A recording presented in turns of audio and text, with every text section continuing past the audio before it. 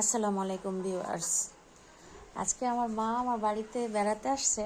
তো মেয়ের বাড়িতে বেড়াতে এসে মেয়ের জন্য শীতকালীন কত তরকারি সবজি এগুলা নিয়ে আসছে। দেখুন কি আমরা দেখি যে কি কি নিয়ে আসলো মেয়ের বাড়িতে। মা বেড়াতে এসে কি কি নিয়ে আসলো। নিয়ে আসছে বেগুন, টমেটো, সিম,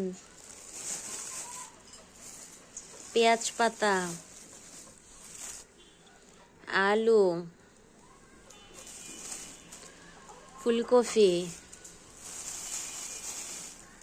উস্তা, লাল শাক, পাতাকপি, বেগুন, কাঁচামরিচ, কত কিছু মেয়ের বাড়িতে আসছে। মেয়ের জন্য কত কিছু নিয়ে আসছে। দেখেন, মেয়ের বাড়িতে আসে, থাকে না, সে আয়সা চইলা যায়, একদিনও থাকে না। অথচ মেয়ের বাড়িতে আসলে সে কখনো খালি হাতে আসে না। মেয়ের বাড়িতে আসলে সবসময় তার হাত ভরে, দুই হাত ভরে থাকবে, কিছু না কিছু থাকবে।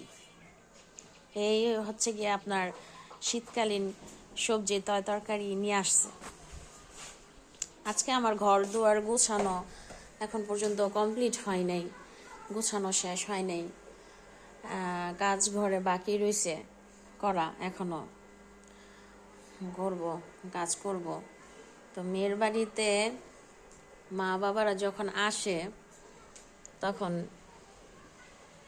কত কিছু নিয়ে আসে।